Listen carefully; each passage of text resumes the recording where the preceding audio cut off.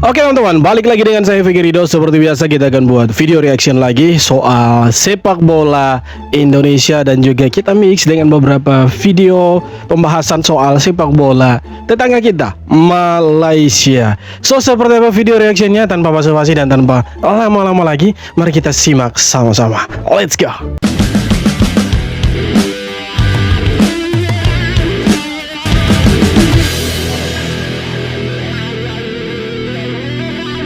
Setelah merujak timnas Malaysia dan membantai timnas Australia nih Bray, akhirnya timnas futsal Indonesia maju ke semifinal melawan Vietnam. Prediksi gue yang gue kira lawan Malaysia bisa 5-0, ternyata menang hanya 1-0. Jadi semifinalnya akan diadakan besok nih Bray, jam 5 sore. Jangan lupa ya, yang mana kita ketemu Vietnam yang telah dibantai Thailand 4-2, sehingga Vietnam menduduki juara 2 grup. Dan tentunya Thailand akan bertemu Australia di semifinal juga. Jadi kemungkinannya nih, prediksi gue, Indonesia akan bertemu Thailand di final AFF tahun ini nih Bray. Jadi menurut lu gimana tentang pertandingan besok? Tulis di komen ya, apakah kita akan...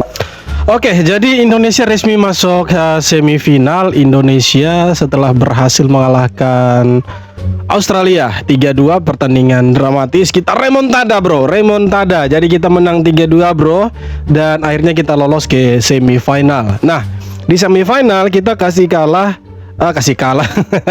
iya, akan kasih kalah Vietnam bro, karena Vietnam kemarin kalah juga dari Thailand ya. Dia posisinya akhirnya jadi runner up, dan kita akan ketemu dengan Vietnam. Nah pertanyaannya sekarang, apakah kita bisa kasih kalah mereka? Saya yakin kita bisa mengatasi Vietnam di babak semifinal, dan kita akan lolos ke final.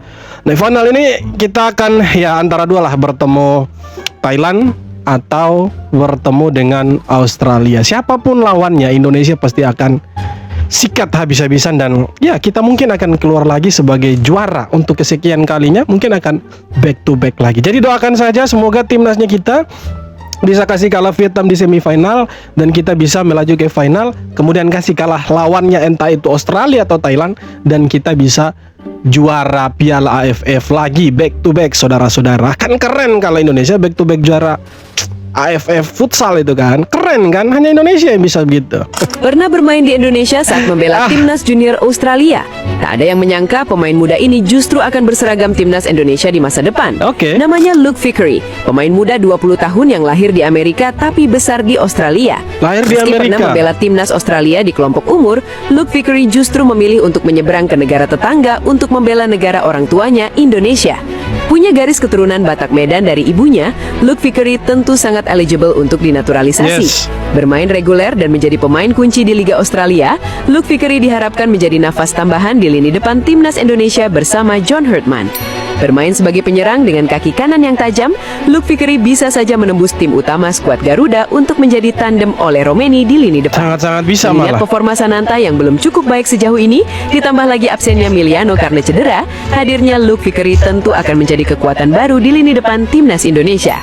Oke, jadi ya kita sangat membutuhkan Luke Vickery di depan teman-teman. Kenapa? Karena untuk sekali lagi lini depan kita agak sedikit kurang. Ya betul, kita kekurangan pemain setelah Miliano Jonathans itu cedera ACL, dan pemulihannya itu cukup lama. Dan ya kemungkinan besar Miliano Jonathans itu tidak akan bisa bela timnas Indonesia sampai nanti mungkin bulan Juni atau lebih lah, karena itu pemulihannya bisa 6 bulan itu. Nah siapa opsinya? Opsi yang paling realistis dan paling masuk akal, ya dia Luke Vickery, salah satu pemain muda yang berkarir di Australia, Liga kasta teratasnya Australia. Walaupun timnya itu ada di papan tengah, tetapi dia selalu bermain reguler. Nah, dia punya darah Indonesia dari ibunya ya. Jadi neneknya itu dari Medan teman-teman ya. Jadi dia ini saudaraan sama Ole Romeni, sama-sama dari Medan mereka. Ya kabarnya Ole Romeni terus ini. Kabarnya Luke Vickery ini lagi diproses naturalisasinya, dan kemungkinan besar ya akan bermain untuk timnas Indonesia di FIFA Matchday, atau mungkin Piala AFF, atau FIFA ASEAN Cup. Kita nantikan saja prosesnya seperti apa, semoga lebih cepat dan kita bisa lihat pemain ini memakai jersey timnas Indonesia. Karena sebelumnya dia datang ke Indonesia dengan jersey Australia. Nah, kalau dia sudah dinaturalisasi main untuk Indonesia, maka Ole Romeni, Miliano Jonathan, Ragnar Oratmangun itu punya tandem, punya kawan yang punya naluri gol bagus di depan itu yang kita butuhkan. Karena selama ini naturalisasi timnas kita itu berfokusnya ke pemain bertahan, dan kalau kita lihat pemain bertahan kita itu sudah lumayan banyak stoknya. Ya mau itu di bangku cadangan, mau yang starter, mau yang belum dinaturalisasi itu banyak. Nah, sekarang kita kekurangan pemain depan. Nah, Luke Fikiri itu bisa jadi opsi, pilihan yang paling realistis untuk mengisi lini depannya kita yang masih buntu, teman-teman. Mungkin kalian sependapat lah. Kalau sependapat boleh tulis di kolom komentar itu. Jangan malu-malu. Guys, Josh Robinson guys, bekas player Arsenal guys, ada darah warisan guys. Keren Alamak, habislah kena petembak iyalah. Apalagi guys. Oke teman-teman, sebelum kita lanjut ke videonya, saya punya tips dan trik untuk kalian semua bagaimana caranya kita mendapatkan followers yang banyak di Instagram. Caranya adalah kalian masuk melalui situs yang sudah saya taruh di kolom komentar dan juga kolom deskripsi. Tapi sebelum lanjut, saya tunjukkan dulu akun Instagram saya. Kalian bisa lihat di sini, pengikutnya itu hanya 5 pengikut. Oke, langsung kita masuk ke dalam situsnya, teman-teman. Jadi nama situsnya itu adalah takibsan.com. Nah, setelah kalian klik situsnya, di sini kalian bisa masuk menggunakan Instagram, kalian bisa pilih bahasa. Di sini kalian bisa pilih bahasa Indonesia dan juga username sama password kalian. Kalian tinggal isi username kalian. Setelah itu teman-teman isi passwordnya. Dan tunggu beberapa saat sampai masuk ke dalam situsnya. Ini aman dan gratis, teman-teman. Setelah kalian masuk dalam situs takibsan.com, maka akan ada beberapa item yang bisa kalian pilih. Scroll saja ke bawah, nanti akan muncul beberapa item yang bisa kalian gunakan. Di antara lain ada kirim suka, kirim pengikut, kirim komentar, jumlah tangan cerita, siaran langsung, dan simpan kiriman. Nah, di sini karena saya mau menambah follower satu pengikut Instagram, maka saya pilih kirim pengikut. Setelah itu scroll lagi ke bawah. Nah, teman-teman di bagian kiri ini, teman-teman bisa isi nama pengguna teman-teman. Setelah itu teman-teman klik temukan pengguna. Nah, teman-teman scroll lagi ke bawah. Nah, akan muncul nama Instagram teman-teman. Nah, di sini kita akan dapatkan 50 pengikut dalam waktu 120 detik atau 2 menit. Teman-teman klik saja awal.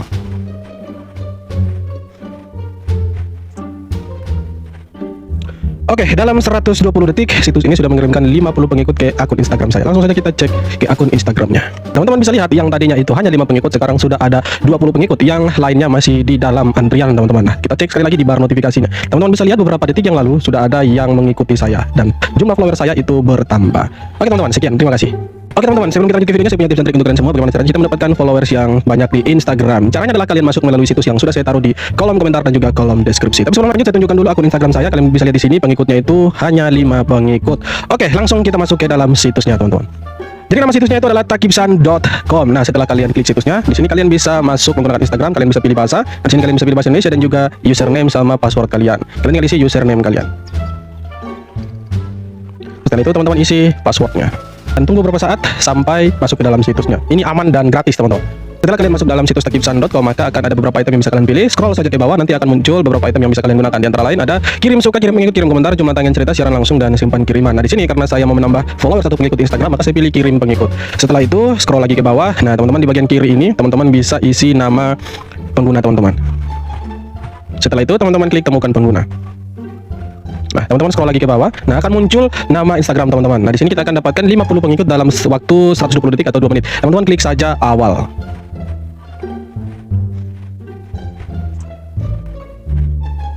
Oke, dalam 120 detik situs ini sudah mengirimkan 50 pengikut ke akun Instagram saya. Langsung saja kita cek ke akun Instagramnya. Teman-teman bisa lihat yang tadinya itu hanya 5 pengikut, sekarang sudah ada 20 pengikut, yang lainnya masih di dalam antrian, teman-teman. Nah, kita cek sekali lagi di bar notifikasinya. Teman-teman bisa lihat beberapa detik yang lalu sudah ada yang mengikuti saya dan jumlah follower saya itu bertambah.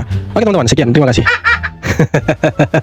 Jadi kabarnya Malaysia itu punya pemain keturunan, pemain warisan yang berkarir di Liga Inggris.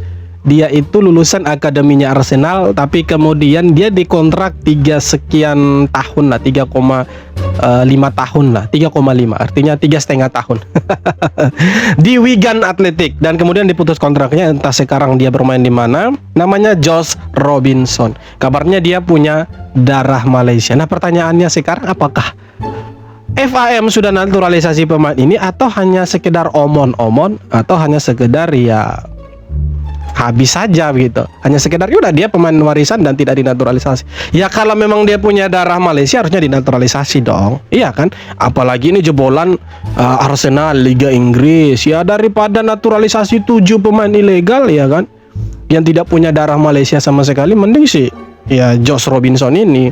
Ya kalau punya darah Malaysia takutnya diklaim-klaim lagi. Takutnya seperti itu ya, takutnya. Mantan pemain Wigan Athletic Josh Robinson bikin pengakuan mengejutkan. Bek muda berusia 21 tahun ini ternyata punya darah Malaysia dari garis keturunan ibunya. Robinson yang merupakan lulusan Akademi Arsenal pernah tampil di UEFA Youth League bareng para talenta muda terbaik Eropa. Awal 2025, ia gabung Wigan Athletic dengan kontrak 3,5 tahun. Tapi 8 bulan kemudian kontraknya diputus. Kini Robinson berstatus free agent. Dan siapa tahu bisa aja suatu hari nanti dia bela timnas Malaysia. Oke, sebenarnya bagus ya kalau negara-negara di Asia Tenggara itu menaturalisasi pemain yang kualitasnya itu di atas rata-rata dari pemain ASEAN. Oke, kenapa? Karena itu akan membangkitkan gairah sepak bola di Asia Tenggara. Jadi jadi persaingannya itu semakin ketat. Kemudian ketika negara-negara di Asia Tenggara itu bertemu dalam satu turnamen, itu tidak membosankan lagi seperti sebelum-sebelumnya. Kenapa? Karena sudah diisi dengan pemain-pemain yang secara teknik, secara skill, ya kan, secara skill individu dan lain-lain lah. Itu mereka sudah matang dan menghibur kita semua.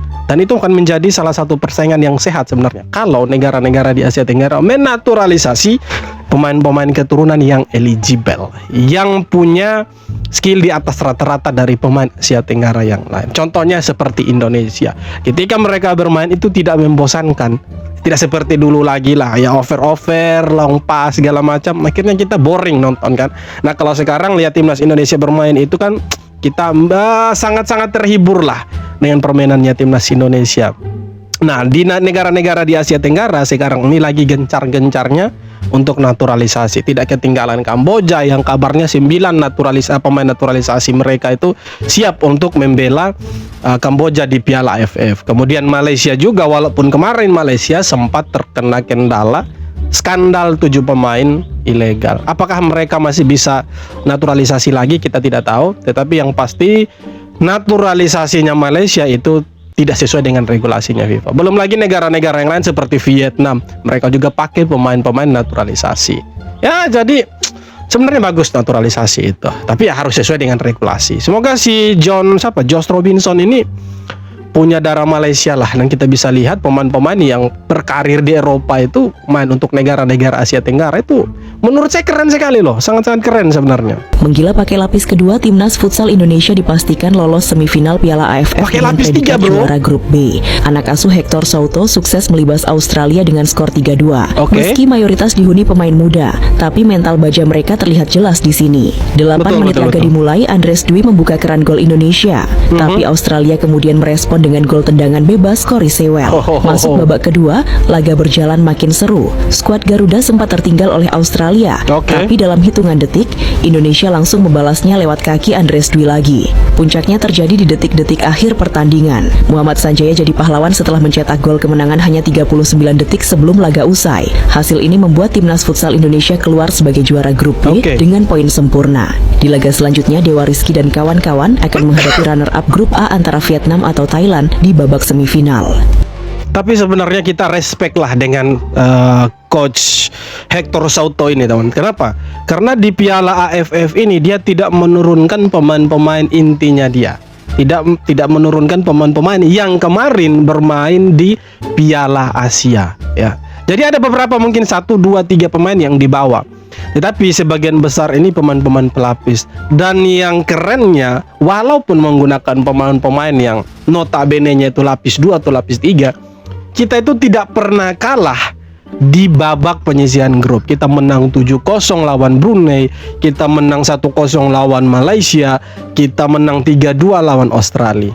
Dan di semifinal kita akan ketemu Vietnam, karena Vietnam posisinya runner up, kita juara grup, dan kita akan ketemu dengan Vietnam. Ya, sekarang kita lihatlah bagaimana timnas Indonesia dengan lapis 2 atau lapis 3-nya menghadapi Vietnam. Apakah bisa atau tidak? Saya sih yakin kita bisa kasih kalah Vietnam dan lolos final, kemudian kita bisa juara AFF lagi. Wih, keren.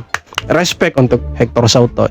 Walaupun pakai pemain pelapis, tapi strateginya harus dijempol. Itu keren.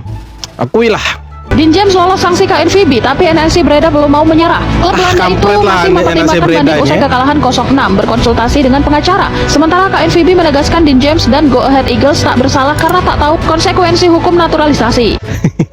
Sebenarnya begini, NAC Breda ini mereka kan kalah 6-0. Nah, setelah kalah 6-0, mereka tuh bukan terima kekalahan, tapi justru mereka itu gugat salah satu pemainnya Go Ahead Eagles, ya, pemainnya timnas Indonesia, Dean James lah. Dan alhasilnya itu bukan hanya Dean James yang kena masalah. Itu ada beberapa pemain seperti Nathan, kemudian Justin Hubner, kemudian Tim Gapens. Dan kabar yang paling mengejutkan itu berimbasnya sampai ke Liga Belgia. Ada Ragnar di sana, ada siapa lagi? Joy Pelupesi. Kabarnya itu karena kasus ini, izin kerja ini itu sampai ke Belgia. Nah, yang lebih mengejutkan lagi, Dean James itu mereka menang banding dan akhirnya ya tidak bisa dikasuskan lagi lah. Tapi kabarnya NAC Breda itu masih tetap berusaha bagaimana caranya supaya klubnya ini tidak memainkan Dean James gitu. Karena kalau sampai mereka menang si NAC Breda ini, itu pertandingannya bisa diulang. Ya, dan pertandingan bisa diulang tanpa Dean James. Jadi ya kita doakan semoga pemain-pemain naturalisasi kita, pemain warisan kita ini di Belanda mereka tidak terkenal lagi hal-hal semacam ini. Semoga ada intervensi lah dari PSSI dengan KNVB. Ini kan sudah kerjasama toh mereka. Walaupun bukan soal naturalisasi dan lain-lain ya, tetapi kalau ada relasi seperti itu, saya pikir bisa diintervensi lah. Gimana nih pemain-pemain timnas yang ada di sana, izin kerjanya harus dibereskan secepat mungkin lah. Karena kalau semakin lama mereka tidak bermain, performanya akan semakin menurun. Ada 3 tim yang menyusul Indonesia ke Piala Asia 2027. Timnas Indonesia jadi tim ASEAN pertama yang memastikan diri lolos ke Piala Asia 2027. Ya, betul. Timnas Indonesia lolos lewat jalur kualifikasi Piala Dunia 2026. Dilansir CNN Indonesia. Sedangkan tim-tim lainnya lolos lewat jalur babak ketiga kualifikasi Piala Asia 2027. Singapura, Thailand dan Vietnam memastikan diri lolos lewat jalur ini. Vietnam sudah dipastikan lolos setelah Malaysia tersandung kasus keabsahan pemain naturalisasi. Sementara Thailand memastikan tiket Piala Asia 2027 dengan cara dramatis. Mereka mengalahkan rival utama Turkmenistan di laga terakhir dengan skor 2-1. Oke, jadi negara-negara dari Asia Tenggara yang lolos itu ada Indonesia 1, Vietnam 2, kemudian Thailand dan Singapura. Sayangnya Malaysia dan juga Filipina itu gagal, ya, gagal. Kenapa gagal? Oke, kita bahas dulu soal Malaysia. Malaysia gagal itu karena mereka tersandung kasus 7 pemain ilegal, ya. Jadi setelah CAS menolak banding mereka dan menyatakan bahwa 7 pemain itu pemain ilegal dan melanggar aturan FIFA, kemudian ada sanksi juga dari AFC, maka pengurangan poin untuk Malaysia itu sebanyak 6 poin. Jadi kemenangan demi kemenangan yang diraih sama Malaysia itu terhitung sebagai kalah WO. Ya, jadi mereka secara poin itu sangat-sangat tidak mungkin lah untuk lolos ke Piala Asia. Nah, alhasil Vietnam yang lolos karena beda selisih poinnya itu cukup jauh, 9 sama 15. Walaupun di pertandingan terakhir Malaysia itu menang kemarin, ya tetap tidak bisa ya mengubah hasil. Tetap Vietnam yang lolos. Tapi ya sayang Malaysia tetap kalah juga tanpa 7 pemain naturalisasi itu. Nah, sebenarnya bukan hanya itu sih. Malaysia ini juga mereka sampai mereka punya rank FIFA itu turun sampai 130-an lah. Sekarang ada 140 mungkin kalau tidak salah. Kalau salah boleh dikoreksi. Nah, yang kedua si Filipina. Filipina itu kalah juga dari Tajikistan ya kalau saya tidak salah, dan akhirnya gagal lolos. Nah, siapa sih negara pertama yang lolos ke Piala Asia dari Asia Tenggara? Itu Indonesia. Kenapa? Karena Indonesia melaju sampai round 4 Piala Dunia. Dan ya sebenarnya round 3 saja sudah cukup mengantarkan Indonesia sampai ke Piala Asia. Dan ya Indonesia jadi negara pertama yang lolos. Malaysia sorry, Singapura menyusul kedua, ketiga Vietnam, dan yang terakhir itu Thailand. Jadi Asia Tenggara mengirim 4 wakil di Piala Asia. Ya semoga Indonesia bisa berbicara banyak nanti di sana, karena kita punya pemain-pemain juga sekarang sudah bagus-bagus, tambah pelatih baru. Semoga kita bisa ya setidaknya lebih bagus lah dari eranya Sintayong di Piala Asia nanti. Itu yang kita harapkan. Oke teman-teman, jadi itu dia beberapa video tanggapan komentar dari netizen soal sepak bola kita. Seperti apa tanggapan kalian? Silahkan tulis kolom komentar. Terima kasih banyak yang sudah nonton. Kita jumpa lagi di video-video berikutnya. Thank you bro, ciao.